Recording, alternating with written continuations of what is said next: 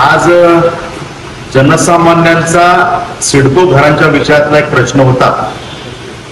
माझ्या पसंतीचं सिडकोचं घर या योजनेखाली हजारो नागरिकांनी त्यामध्ये लॉटरीमध्ये भाग घेतला आणि घेतल्यानंतर त्या ठिकाणी सिडकोने सांगितलेल्या गोष्टी आणि प्रत्यक्ष मिळणाऱ्या गोष्टी यातली तफावत या बाबतीतला जो असंतोष होता त्या विषयाची विस्तृत बैठक सिडकोचे जॉईंट एमडी शंतनू गोयलजी यांच्याबरोबर ही बैठक झाली। त्याच्यामध्ये अनेक विषयांवरती विस्तृत चर्चा झाली। त्यामध्ये प्रामुख्याने या जनतेच्या भावना मांडण्याचा आम्ही प्रयत्न केला आणि त्यामध्ये या घरांच्या ज्या किमती आहेत त्या वाढीव किमती आहेत त्या कमी व्हायला पाहिजे। रेडी रेकनरचे जे रेट आहेत त्या पद्धतीने हे सगळ्या किमती त्या ठिकाणी जनसामान्यांना न्याय मिळाला पाहिजे, त्या किमती कमी व्हाव्या ही मागणी आम्ही त्या ठिकाणी केली आहे। त्याचबरोबरीने ह्याचे जे काही कन्फर्मेशन अमाऊंट भरण्यासाठीची मुदत आता काही लोकांची संपलेली आहे ती मुदत वाढवून मिळाली पाहिजे ही मागणी त्या ठिकाणी केली आहे।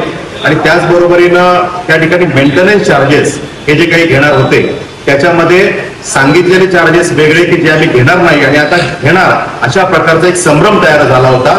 तो संभ्रम दूर करण्याविषयीची पण आम्ही मागणी केली आणि त्यामध्ये जे काही उत्तर आम्हाला मिळालं, सकारात्मक चर्चा झाली।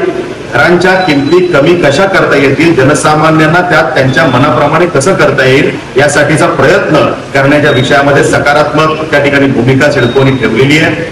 त्या ठिकाणी मेंटेनन्स चार्जेसचा जो विषय होता तो मेंटेनन्स चार्जेस एक्स्ट्रा घेणार नाही। कॉमन विषय जे असतील इलेक्ट्रिसिटी चार्जेस किंवा वॉटर चार्जेस ज्या इतर अथॉरिटीज कडनं मिळणाऱ्या सेवा आहेत तेवढे चार्जेस लागतील। बाकी सगळ्या चार्जेस म्हणजे सिक्युरिटी सर्व्हिसेस पासून खालचे जे काही मेंटेनन्स आहे, गार्बेज कलेक्शन पासूनचे सगळे विषय यासाठी जे कोणते एक्स्ट्रा चार्जेस आम्ही घेणार नाही हा विषय त्या ठिकाणी क्लिअर केलेला आहे। 322 स्क्वेअर फूटचं घर हे तेवढंच तुम्हाला कार्पेट एरिया मिळेल हे सुद्धा त्या ठिकाणी स्पष्टीकरण सिडकोकडनं आलेलं आहे। त्यामुळे त्या विषयातला संभ्रम सुद्धा दूर झालेला आहे आणि कन्फर्मेशन चार्जेस भरण्यासाठीची मुदत वाढवून मिळावी ही जी मागणी होती त्यासाठीची मुदत सुद्धा वाढवण्याचा मी कबूल केलेलं आहे। आता यामध्ये ज्या काही मागण्या आम्ही करतोय त्या मागण्यांमध्ये सकारात्मक भूमिका सिडकोने घेतलेली आहे आणि त्यामुळे मला वाटतं आजची बैठक ही सकारात्मक त्या ठिकाणी झालेली आहे।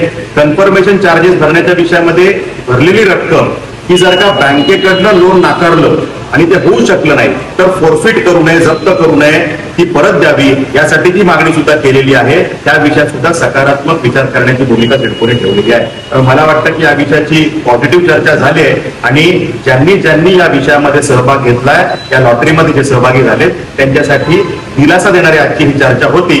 येणाऱ्या कालावधीमध्ये या विषयाचा अधिक पाठपुरावा ताकदीने जो करायचा आहे तो करण्यासाठी आम्ही कटिबद्ध आहोत।